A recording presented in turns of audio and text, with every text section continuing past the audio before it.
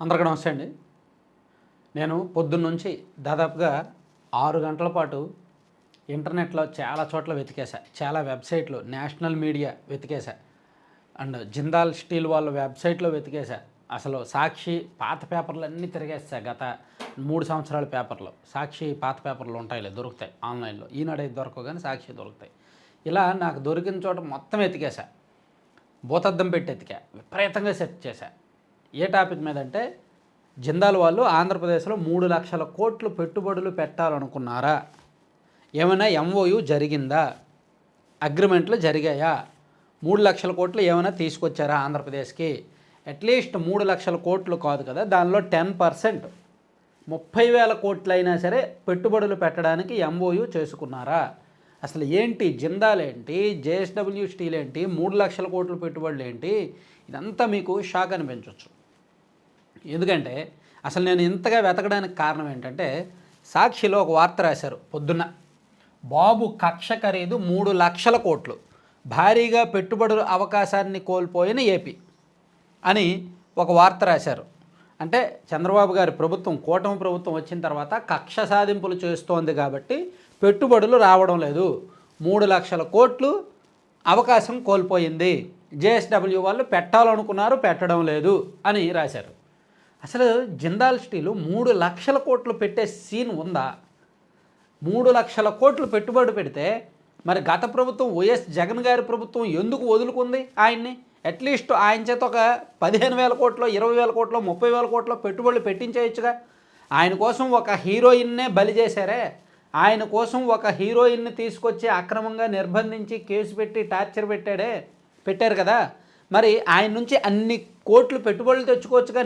నిజంగా ఆయన 3,00,000 కోట్లు పెట్టుబడి పెట్టగల కెపాసిటీ అయితే.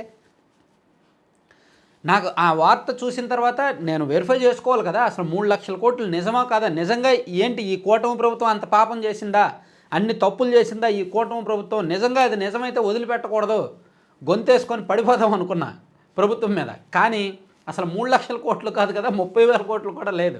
అసలు జిందాల్కి నిజంగా అంత సీన్ ఉంటే గతంలో వైసీపీ ప్రభుత్వంతో ఆయన చేసుకున్న ఒప్పందాలు 8,800 కోట్లు.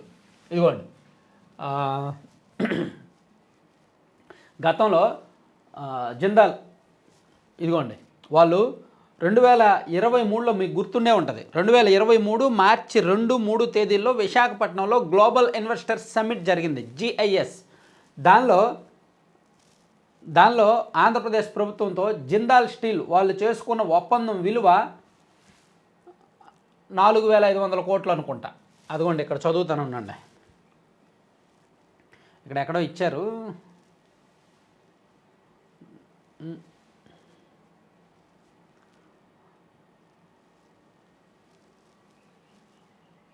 ఏబీసీ లిమిటెడ్ 7,000 కోట్లు, అరబిందో గ్రూపు, తర్వాత Adani green, Aditya Birla group, Jindal steel signed MoU with an investment of ₹7,500 crore to generate employment for 2,500 people.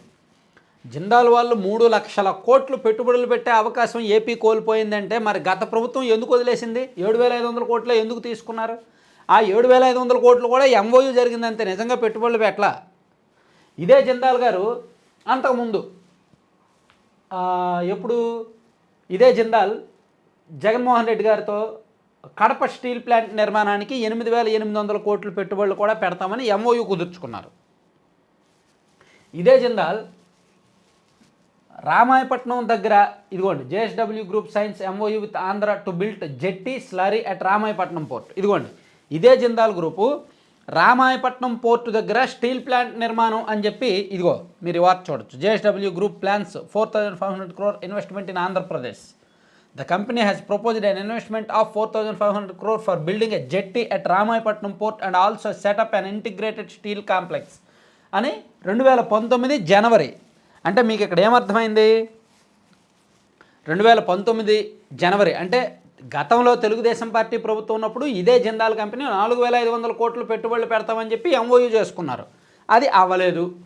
అదే జిందాల్ కంపెనీ 2021లో కడపలో స్టీల్ ప్లాంట్ కడతామని చెప్పి ఎంఓయూ చేసుకున్నారు, అది అవ్వలేదు. అదే జిందాల్ కంపెనీ 2023 మార్చి నెలలో వైఎస్ జగన్మోహన్ రెడ్డి గారి ప్రభుత్వంతో 7,500 కోట్లు పెట్టుబడులు పెడతాము అని చెప్పి ఎంఓయూ చేసుకున్నారు, అది అవ్వలేదు. ఇప్పుడు వరకు ఆంధ్రప్రదేశ్లో ఈ జిందాల్ స్టీల్ అనే కంపెనీ 3 సార్లు ఒప్పందాలు చేసుకున్నప్పటికీ ₹1 కూడా పెట్టుబడులు పెట్టలేదు. ఇది కూడా అవ్వాల. కడపలో స్టీల్ ప్లాంట్ కూడా కట్టలేదుగా. రామాయపట్నం పోర్ట్ దగ్గర స్టీల్ ప్లాంట్ కట్టలేదుగా. సో వాళ్ళు 3 లక్షల కోట్లు పెట్టుబడులు అంటే ఏ విధంగా నమ్మాలి? ఇవి యువత ఎమోషన్స్తో ఆటలాడుకునే పిచ్చిరాతలు, రాష్ట్ర భవిష్యత్తును నాశనం చేసే పిచ్చిరాతలు, రాష్ట్ర ప్రజలను తప్పుదావ పట్టించే పిచ్చిరాతలు. సరే, నేను ఇన్ని అంటాను కానీ నేను కూడా వెరిఫై చేసుకుంటా. సాక్షిలో వచ్చే వార్తలను నేను వెరిఫై చేసుకునే కామెంట్ చేస్తా. నేనేదో వాళ్ళు కావాలని వాళ్ళు అబద్ధం రాస్తారు కదా అని చెప్పి కావాలని నేను చెప్పను, వెరిఫై చేయకుండా నేను చెప్పను. నిజంగా సాక్షి వాళ్ళు రాసింది నిజమా కాదా అని చూసి నిజమే అయితే నేను కూడా వాళ్ళతో గొంతు కలుపుతా. వాళ్ళు అబద్ధం రాస్తే వాళ్ళ మీద గొంతు కలపాలి. లేకపోతే 3 లక్షల కోట్లు పెట్టుబడులు పోగొట్టుకుంటే నిజంగా మనం ప్రభుత్వాన్ని తప్పుపట్టాలి. కానీ ఎక్కడ ఉందండి? జిందాల్ స్టీల్ అసలు లేదు, అంత ఎంఓయూ చేసుకునే సీన్ లేదు. వాళ్ళ గత ప్రభుత్వంతో ఎప్పుడూ అంత జోలికి వెళ్ళాల. సో అదంతా కూడా పిచ్చి పిచ్చి మాటలు, పిచ్చి పిచ్చి రాతలు అనమాట. ఇటువంటి రాతలు రాసే వాళ్ళు పాపం అధపాతాళానికి వెళ్ళిపోతున్నారు. ఆ విషయం వాళ్ళకి అర్థం కావట్లా. సర్లే పోనీ కానీ థ్యాంక్ యూ.